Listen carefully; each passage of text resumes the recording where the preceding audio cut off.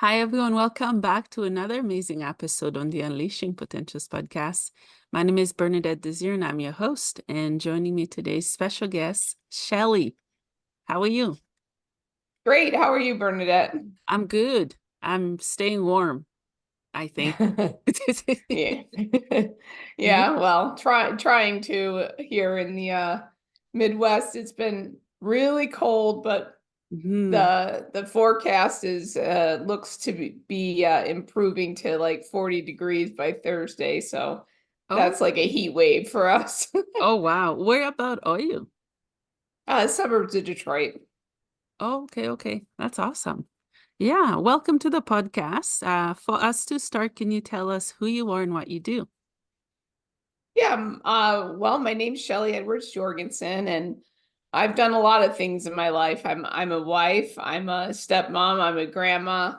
I spent about 20 years as an engineer and finance manager in the auto industry, and now I'm an award-winning author.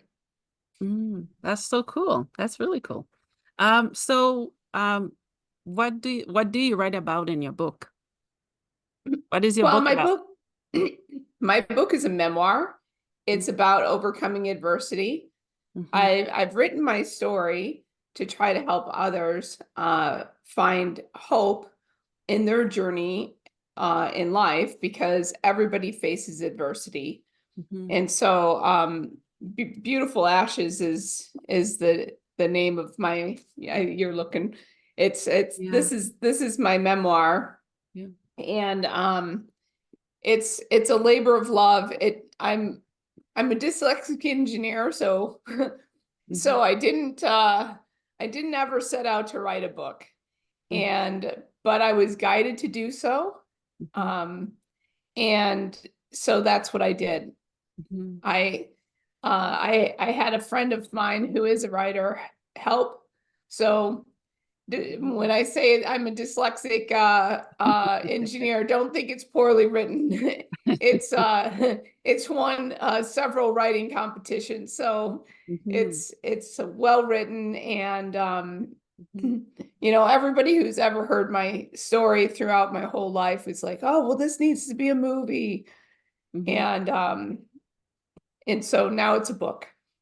That's awesome. Maybe it will be a movie. You never know.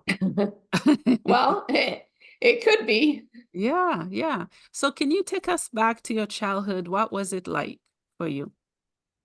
Well, it was a life of, I will say, conflict. Mhm, I grew up with a Dr. Jekyll, Mr. Hyde, alcoholic father mhm, who became very violent when he drank, but he was a nice guy when he wasn't. And so with the domestic violence undertone, you're always walking on eggshells. And so by the when I was 15, the inciting event that I should say the culmination of decades of domestic violence. mhm. When I was 15, my dad ended up murdering my mother and burning our house down. And then it got worse from my sister and I Mhm, before it got much better. mhm. So that's kind of the very cliff notes of the underlying factors in my story. Yeah, thank you so much for sharing. That sounds very traumatic to go through at such a young age. How did you process so young and you and your sibling? What was it like processing all of this? Well, I mean, you don't at first because, like I said, I was 15. My sister was 17 at the time. This happened in October 1985, and so we had to live with my dad for the next 2.5 years before his trial. Um, Things did not get better; they got worse and worse and worse and worse, Mhm, and in addition to that, happening at the same time period, well, actually, that very same year, uh, when you grow up in domestic violence, you are blind to what abuse is. because you don't know any different. And you're a child that is trained to not talk about it. Because I grew up upper middle class, and my parents were married just shy of 25 years when this happened. I mean, a 1 month shy of 25 years, and I was 15, and my sister's only 2 years older. So, and this abuse started before we came along.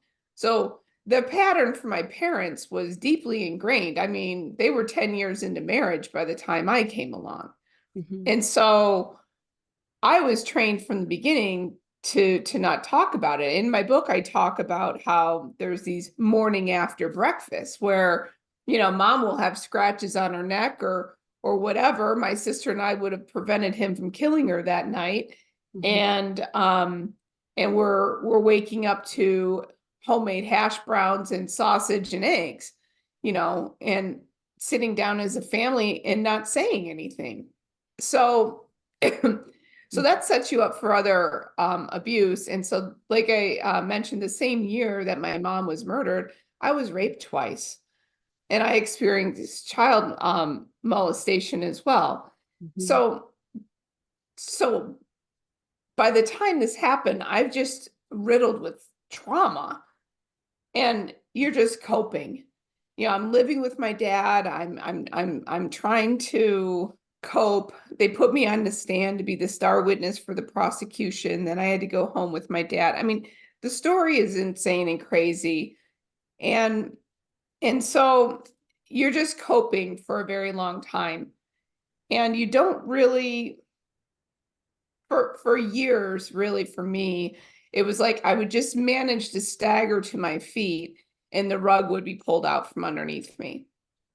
So for probably, it wasn't, and then my dad would end up going to jail when I was a senior in high school. So I essentially was an orphan. And I ended up going to college. And when I went to college, I finally, it was really the summer after my freshman year when all of my friends went home and I had no home to go to, that everything kind of crashed in on me emotionally. I was out of the environment where I wasn't safe. I was basically homeless, physically and emotionally. I had to, some events happened that year that I ended up, living in my car for a little bit and couch surfing. And then, it was a very short period of time, couch surfing and that kind of thing, couple weeks before I finally got a job that I could get my own place. But the fact is like all of these things just came crashing in on me at that point. And so I finally started seeing a therapist. And in trying to process. And so I'm 19 at this point. And I did talk therapy on and off for like 15 years as I could afford it, because I'm paying for it out of pocket. As a, basically a college student who has no help. And so I managed to, I got my bachelor's degree in my 20s. It took me longer to finish than 4 years, and because I was working full time and whatnot. And then I moved back home to Detroit and started working in the auto industry as an engineer. In 97, my dad died in prison. And what wasn't stolen from us, because that's all part of the story too, is hundreds of thousands of dollars got stolen from orphans by family that had power of attorney. And all the other vultures that came swooping in. My dad died, and by this point I had stopped talking to him. And I didn't stop talking to him until really, let's see, he went to prison when I was a senior in high school, which was 1988. I didn't stop really talking to him. It was after I started seeing a therapist. I'm trying to think of the timing now. I don't know why I'm forgetting, but it was he was a couple years in prison and I was still communicating. Um, and like there's this whole sequence of events. So it was my sophomore, it was really the spring of my sophomore year of college that I just had to stop the manipulation and whatnot. And so he died. So that would have been 1990, and he died in 97. And just out of spite, because when he went to prison, he had his full pension from, because my dad worked for Ford. He had his full pension and et cetera, et cetera, et cetera. And he did very vindictive things along the way. He made sure that my sister and I got nothing. But there was one life insurance policy that he forgot to take our names off of. And the distant cousin that he left everything to, including the cottage, because when my dad went to prison, we had 4 houses and 6 cars that were all paid for. And the cottage, she says to me, "Well, you're lucky because your dad forgot to take you and your sister's name off this life insurance policy. Maybe you can buy the cottage back." I'm like, "Are you kidding?" and so the policy was very small. It was like 10 grand, but it was enough to fill the gap for me to buy my first house. And so I did that. I went back to school. I got my MBA. I'm in my mid 30s. I basically have a career path that's what I was dreaming of doing. I just graduated summa cum laude with my MBA. I have my bachelor's degree in engineering. I have my own home. I have, love and friends and family. And, so on paper, and on the outside, and what everybody perceived was that everything was good. But inside, I was miserable still. I was praying to die every day and miserable because I had even though I had done talk therapy on and off for 15 years, I didn't resolve anything. And I mean, I talked and I can't say that I wasn't going continuously for 15 years, but over that 15-year period, I saw at least 3 different, oh, sorry, excuse No you. worries. Go ahead. I saw at least 3 different therapists in that time period. And so and I grew up always believing in God. And so I went to church and I did all that stuff. But I hadn't addressed the real issues. So in my mid 30s, I finally found a therapist that I'm gonna say she did things that were outside the box. It wasn't just talk therapy. So it was this is like 2005. Okay, so EMDR, which is pretty mainstream therapy now, but it wasn't then. She did NET, which is neuro emotional technique. I was too numb for EMDR to even work on me at the beginning. So I did NET mostly. I would say NET was the therapy that unlocked the door for me. She did cranial sacral work, neurofeedback, and a few other a few other things, more holistic type approaches that that connect with you on a different level. Mhm. It allows your body basically to speak for you, because you store your trauma in your body, and your cells remember, basically, Mhm. Mhm. and your spirit remembers. And even though we can't consciously always remember every single little thing, I mean, that's what they talk about, repressed memories. Well, that's what repressed memories are, is that those memories are stored. It's just your conscious mind is blocking you from remembering because it's so traumatic.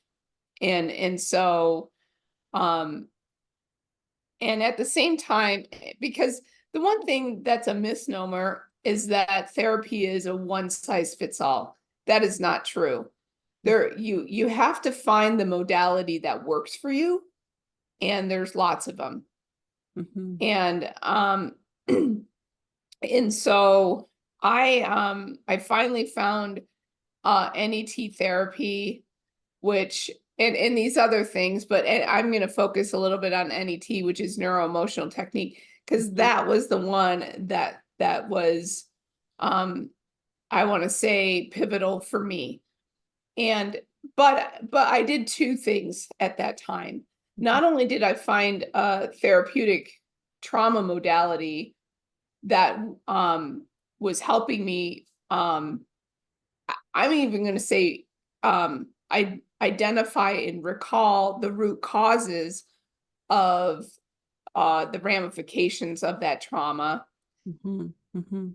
But I also had a mind shift change in my faith and spirituality, Mhm. because I always believed in God, that He existed, but I didn't trust Him, Mhm.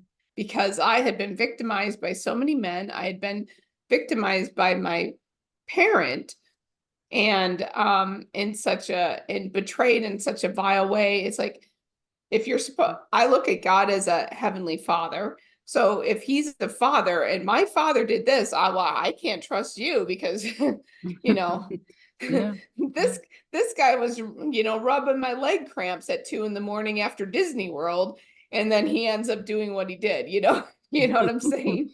Yeah. Yeah.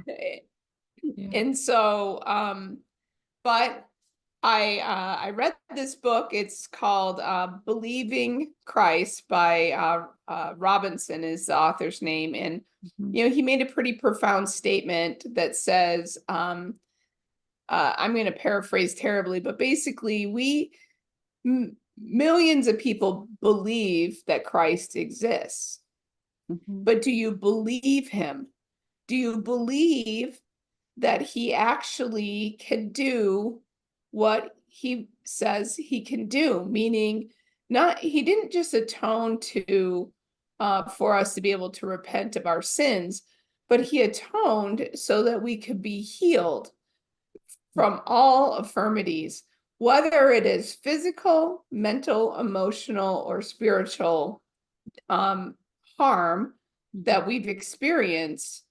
The atonement is there for us to heal with, but we have to learn how to use that tool. And the first step is believing that it's possible. And so I decided I'm I've done it my way. Now I'm 35 years old. I've done it my way for many, many, many years at this point. 20 at least. Mhm. And I'm no further ahead than I was. So what do I have to lose? Yeah. I'm Yeah. going to I'm going to be all in Mhm. and trust in God's plan for me. Mhm. And and so I started having very huge paradigm shifts in my thinking, Mm. and um and so I'm processing the trauma, which is necessary, but I'm also learning um different things on the other side of the coin.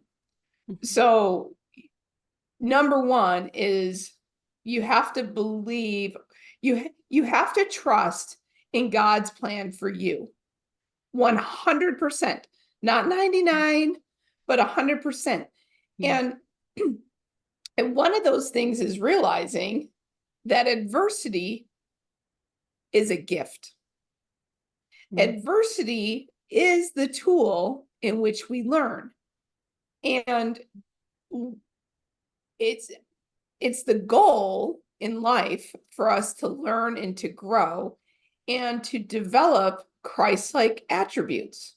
Mhm. Well, how do you learn humility, patience, long-suffering, endurance, compassion, empathy, charity without experiencing hard things? You don't. Mhm. You don't. You Yeah. cannot learn endurance or long suffering by definition by, eating ice cream. It's it's Yeah. that's it's not even it's not even possible. Mhm. So I stopped because the natural instinct when something quote unquote bad, because now I know that there's things that are bad that really Mhm. aren't bad. They're terrible, but they're hard. And nobody wants to deal with the murder of their mother and becoming an orphan or being a rape victim or any of these things, losing every worldly possession, being stolen from, you know, I've had debilitating long suffering in health issues too. Mm. I said I was in the auto industry. Well, I had to retire on disability because I was bedridden for 7 years. So anyway, I have a cornucopia of trauma and experience. And the first question that everybody wants to ask is why? Why me? Why is this happening? Now, number one, that question is natural and normal, and it's okay to ask it. Yeah. But you cannot get stuck on that question. That's what leads to depression. And that's what leads to allowing that adversity to crush you. Mhm. So, so you ask the question, and the answer 100% of the time is because I need to learn something. Yeah. So I started saying to myself, is I started focusing on what and how.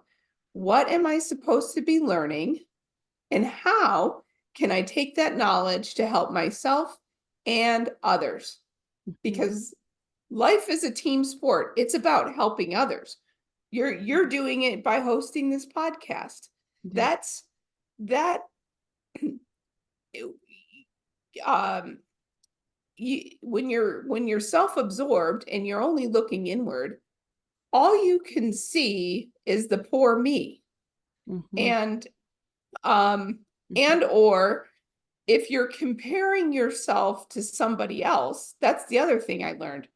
There is no inequality in adversity. None. Mhm. Mhm. It's different. We're all children of God. Mhm. We're all equals, and we all are loved the same, exactly the same, infinitely the same. Mhm. And if if if God loves me the same that he loves you, and you're required to learn the same lessons that I'm required to learn, Mhm. and we're all born with our own strengths and weaknesses, the only difference of how we learn the lesson is the adversity that we face. So Yeah. how are we pushed to our limit? It doesn't matter how we got to the destination. Did we drive? Did we ride a train? Did we fly? Did we Mhm. walk? Mhm. But you get to the destination. You get to the breaking point, which is where the lesson is learned. Mhm. And so the only difference in adversity is what the adversity is and how we get there. But but really there is no difference. And so you can't compare yourself. Comparing yourself is another tool that the adversary has to help us feel like things aren't fair, and to focus on the why me, and the and to enable you to stay stuck and not heal. And so I know it's taken, I mean, I'm 53 now. So from 35 to, for the last 20 years, I've had this different perspective, and I've learned lots and lots and lots along the way. So it didn't, it didn't take me, it's not an overnight journey to flip that switch, and to have the perspective that I now will tell you, now will tell you things that my 20-year-old self was telling people, you're crazy, that happiness is a choice, or somebody else can't make you feel. Those comments used to piss me off. Like, oh, you don't even know, blah, blah, blah, blah, blah. I would get so defensive and worked up when my therapist would say, oh, well, you're choosing. Well, no, well, yes, you are. But, but, but I learned that. And so, you don't start in the position that I'm in, you start in the position that I was. And the whole reason why I wrote my book and I'm doing podcasts is to try to help people learn what I've learned in a quicker manner, so they don't have to suffer as long. Because when you change your mindset, you do have to get the right trauma therapy, but you can do things I mean, you can, changing your mindset is more important than the trauma therapy in my book, because it helps you put in focus and change things on the day-to-day, and how you react and respond to things. And when you have that understanding that there's a plan for you, that there's purpose in every single one of these things, and you're not going to learn, when I said, I asked the question of why, and then I asked the question, what am I supposed to be learning? Now, there's lessons from events that happened decades ago that I'm still learning, what that was teaching me. So there's, it's not a light switch event, it's a journey. And so as you continue to move forward on that path of healing, the light gets brighter, things start falling into place. It's this line upon line, precept upon precept knowledge.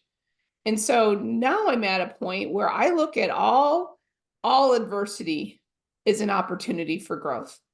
You cannot convert. I'm an engineer. So physics says, well, science says matter can't be created or destroyed. And if everything is energy, if you experience a low frequency or a low vibration event, or which is what trauma is a negative energy impacting you, then you can use the atonement as a tool to help you convert that into to a strength.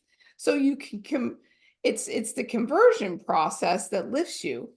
And peace, joy, and happiness is found as we elevate our spirits and increase our light. And so all of these things is just the building blocks of what I learned. I started at a very different place than I am now. And so that's a very long answer to your one question. Oh no, it's all good. It's all right. Yeah. I've enjoyed listening to you sharing, and your story, your growth, your healing, your experiences are truly the reason why I have a podcast, to hear incredible people like you who has healed, who continue to heal, because it's a long journey. It's a lifelong journey. And I just love what you do, what you stand for, and the power and sincerity in your story. And your book is a guide for maybe people you've met already. Maybe you haven't met them. And it's a legacy, if I may put it that way. And I'm just honored to be part of your journey. I'm looking at your book. I love the cover. Is that you on the book cover? It is. That is August of 1974 at Mammoth Cave on a bus. Oh, so cute. I love that. Oh, wow. So your book is called Beautiful Ashes. Love the Mhm. title. Was it hard or easy to come up with the title? Hard. It was Mm, hard, and then when the right title came, it was easy. mm, So it's a spin-off on the scripture out of Isaiah that talks about beauty for ashes. mm, And I prayed and prayed and prayed for the right title, and then it was like, mhm. boom, that's the right title. Yeah, yeah, I love And that. Yeah. So so, who's been cheering you on? Your family, oh, kids? Who is it? yeah, yeah, my family, kids. I mean, through this process, I've connected with people, Bernadette, from all over the world. I talk to people in Africa every single day. I have a friend that I've met that lives in Tasmania, Australia, that's literally coming to see me in August. Oh, wow. And uh uh Canada, Mm-hmm. England, I mean all over the world. Mm-hmm. Um I've just met some incredible people, Mm-hmm. and I've connected with thousands. People reach out to me via my website all the time. I've been doing these book clubs. Um I what I'll do is Patricia McLean, I don't know if you know who she is. Her husband is Don McLean. He um he wrote the song American Pie, Okay. the bye bye. So Yeah. she reached out to me before the book even launched Mm-hmm. and asked if she could be an advanced reader to Mm-hmm. see if it could be part of her book club. Oh, And wow. she selected it, and she did a radio interview with me. This is in December of 21. Mm-hmm. And so right after the book launched, I hers was the first book club that I did. And I'm like, well, this is a great idea because there's, this is almost 400 pages, and it's still the Cliff Notes version of what I've experienced. There's stories in here that will blow or there's stories not in here that Mm-hmm. will blow your mind, and the story in here will blow your mind. Yeah. And so the book clubs I've really enjoyed doing because people can read the book, Mm-hmm. and then I'll do a Zoom meeting with them. So I have one on Thursday that's in Utah. I've done them in California, Arizona, Michigan. I mean, I've done them all over the place. Mm-hmm. And I've also done Chatter That Matters podcast and radio show with Tony Chapman. He's out of Canada too. Mm-hmm. Mm-hmm. So he actually was the original drummer for the Rolling Stones. Oh, wow. That's awesome. Yeah. And me, single And mom of you. two. And you know what? Every, everybody's the same because everyone's, doing their thing. And Mm-hmm. I I just, again, the importance for me is to reach and touch and help as many people as possible. Mm-hmm. That is my mission in life now. That is my mission in life. My main focus is helping others. And um you know, I'm sincere when I say that I'm not that's not lip service. And I know that I have the story to give me the credibility to be able to say the things that I'm saying. Mhm. Because I know when I was younger, you know, when people would give me advice about not feeling this way or that way, Mhm. they didn't have the cornucopia of trauma that I had. Mm. So I discredited their advice because I didn't think they understood my perspective. And I have the cornucopia of experience, unfortunately or unfortunately. Mhm. And so therefore I can speak from experience and not and hopefully be able to reach the people that are thinking like I used to think. And I was wrong, Mhm. but I didn't know that. Mhm. Yeah, yeah, I agree. In your opinion, how important is it to continue to talk about trauma? I think it's paramount that you um especially every single thing has to be talked about, Mhm. um because you have to process it in the way that you have to process it. We're all unique Mhm. individuals, and so and some people don't like talking, and some people do like talking, and Mhm. some people express themselves in painting, others in interior design, or Mhm. running. So the way that you express yourself, or I'm going to say release the pent up energies in your body that aren't serving you, is different for everybody. Mhm. But there's certain traumas that there's a lot of shame associated with it. And shame, I just learned this over the last few years, is every emotion has a frequency. And and uh basically God talks about being the light, right? Well, light increases in frequency as it gets brighter. So if we're trying to brighten ourselves, so if you want to use the analogy of light and frequency, because um every single thing has a frequency. And so the lowest frequency emotion is shame. You would think it would be anger or fear, but it's Yeah. not. It's actually shame. Mhm. And so shame is this very low vibrating frequency. And so, when you go into a room and you say, "Oh, well, I just got a good vibe from that person." Mhm. Well, that means that their frequency, their energy level is similar to yours or above yours. Yeah. And so you'll see a pattern where you'll see somebody who has trauma Mhm. um have a whole bunch of trauma because Yeah. like attracts like.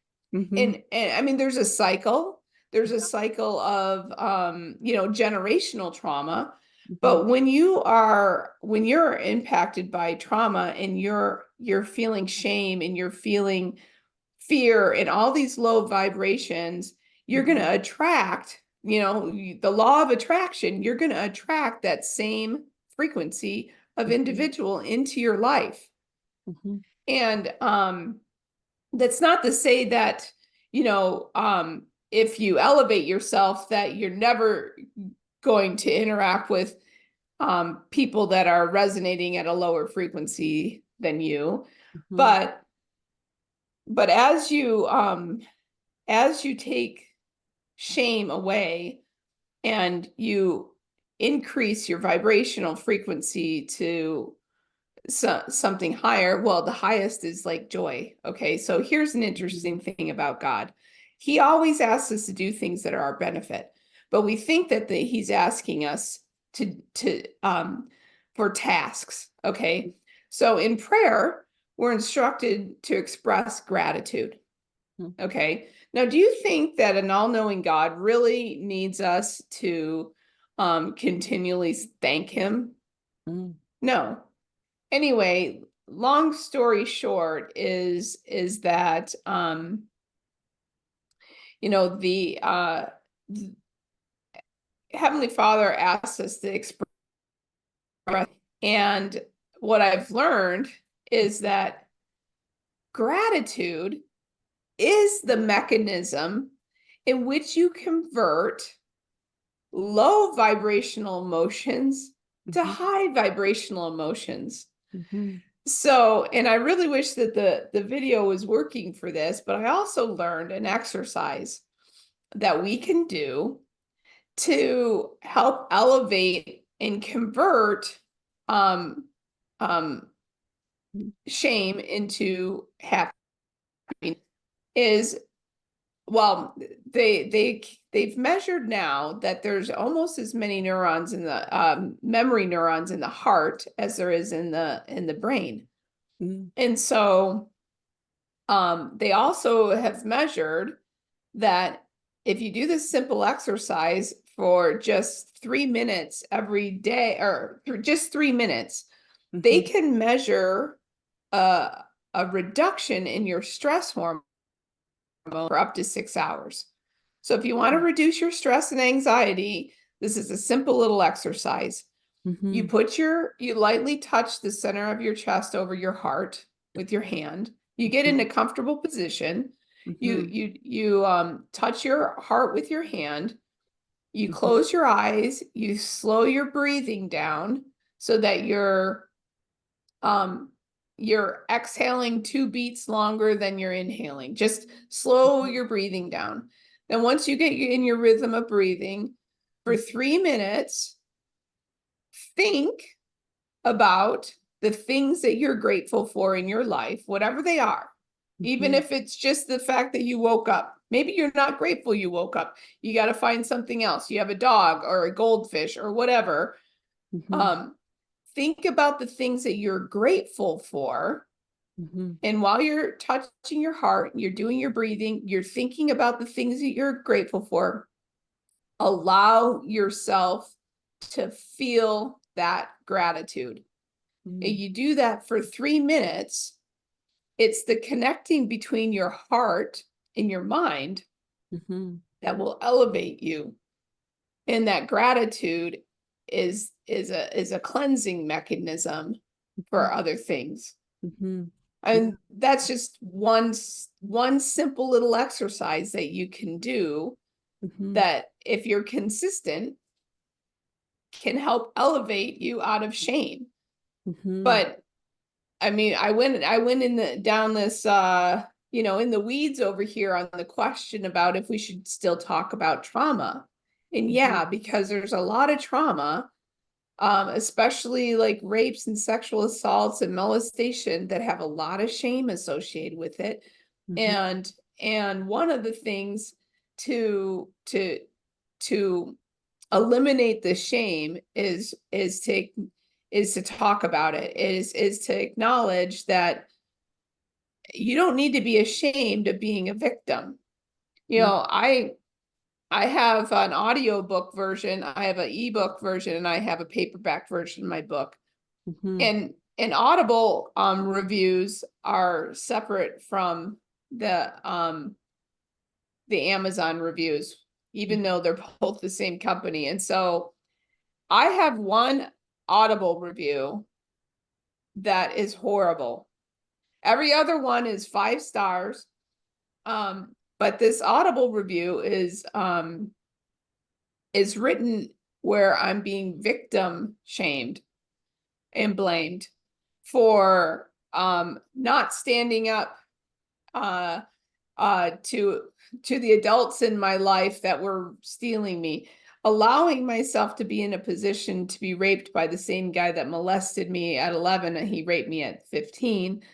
um and just viciously victim blaming me in this review. And, um, and the thing is about it is at first it was upsetting to me, Mhm. because this is this is my life. And I'm putting myself out there because I'm trying to help people. And now I'm going to get victim blamed. And so then I realized, okay, this lady doesn't have any experience. Mm. And so she doesn't understand the patterns of abuse. She doesn't understand the underlying factor of the, there is, especially like, in all abuse, but even especially like in sexual abuse, or somebody who's been a victim of molestation or rape or whatever, and how they can be victimized over and over again. Mhm. One of the ways that that happens is that in our psyche, when you get victimized or traumatized in a certain way, Mhm. unconsciously, you you can put yourself in that same situation, Mhm. um with the subconscious thought that if I am in this situation a second time, I'll be able to change the outcome and therefore restore my power and take my power back that I got stolen from. Mhm. And so, because when I got molested at 11, I talk about it in the book, it happened more than once in the same period, week's time. And for my whole life, I'm like, how did I allow myself to go back to that basement? Why was I making that choice? Well, and I was so angry with myself and so ashamed. Um, and I didn't understand it until I learned this principle, Mhm. is that, you know, my 11-year-old self, subconscious, was like, okay, Shelly, Mhm. if we go to that basement again today, then you can change the outcome. Well, it never happens that way. Mm. and, Mhm. and so that's just one thing. And so what I realized is that, I actually became, instead of being upset with this lady and hurt, and I took a step back. I evaluated what she was saying, and I came to the recognition that she had no idea what being a victim is like. And so I'm happy for her. Mm. Yeah. Yeah. Yeah. Thank you for sharing. Yeah, I think those are it's hard for us at times to help people understand the pain we're feeling. Hi, so Shelly, is there anything else you'd like to share with my audience relating to your story in your book? Well, I just want people to know that they can overcome anything and everything, that there's nothing in life that's insurmountable, even though it might feel that way at the time that it's happening, and when you're in the throes of hell, so to speak. uh, Mm. you might not always be able to see the light at the end of the tunnel, but rest assured it is there. Keep Mhm. seeking after it. If you put forth the effort to seek healing and wholeness and look for the truth in all things, Mhm. then um then you can find the path. Mm. But the first thing, the one thing that I found is that you have to believe that it's possible first. That's step number one. And that's why I'm out here sharing my story. That's why I wrote my book, Beautiful Ashes. I want to share a story where there's some voice that's saying, if I could do this, you can do what you're facing. Not saying that I've overcome, you know, more than anybody else has to overcome, but because everybody's path is different. but but I'm trying to provide others hope.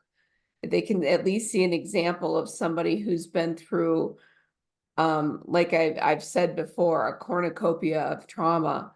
And I think that you've experienced that too. And so that's why you're doing what you're doing. Yeah.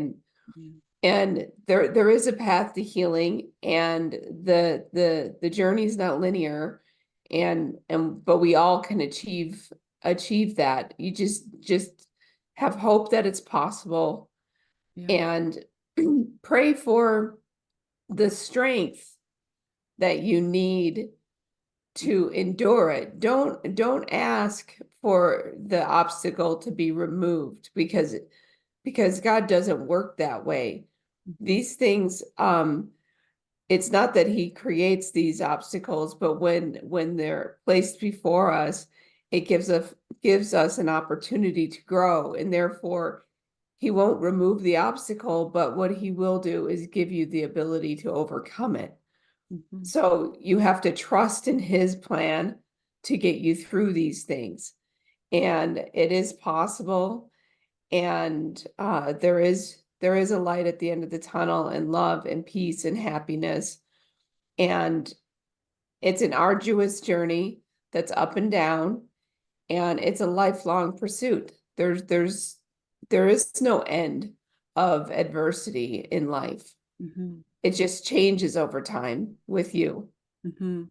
Yeah, I definitely agree. Yeah, thank you so much for sharing. But before I let you go, I have two questions to ask you. The first one Okay. is, what is the meaning of life for you? The meaning of life is to help others. Mhm. Um, well, that's my purpose in life. My purpose in life is to help others. The meaning of life to me is to learn and grow and develop the characteristics of Christ.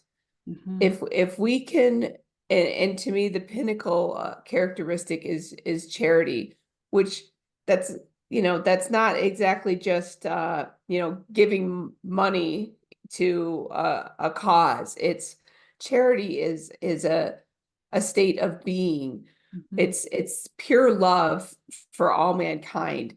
That to me should be our goal, is to obtain charity, to have empathy and compassion and humility and love, and treat others the way that you want to be treated. I mean, to me, that's the purpose of life, is to learn those characteristics, develop um, develop that as your first thought process is to think outside yourself.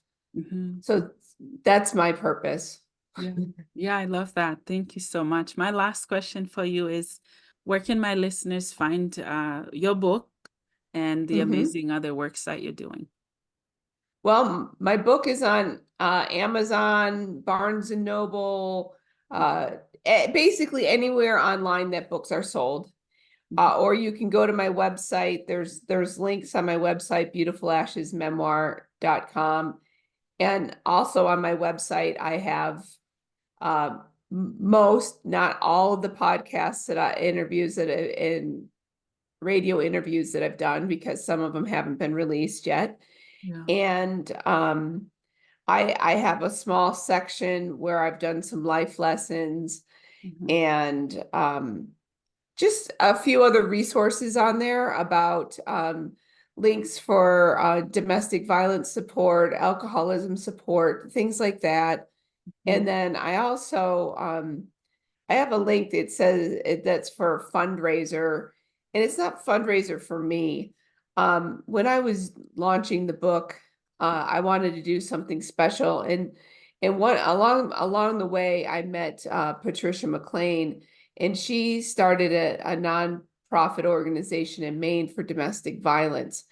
And so I had T-shirts made up that says everything will be okay, and then beautiful ashes, because that's my thing. My mom told me that, and she was right, and so Mhm. everything will be okay. And so if you are interested in supporting Patricia's organization, then you could buy one of those shirts, and So there's stuff like that on my website, but it's all related to my story and trying to help.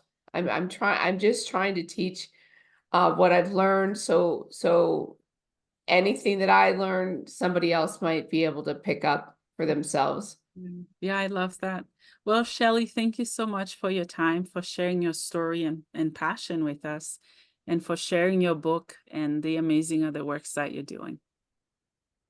Thanks, Bernadette, for having me. You're welcome.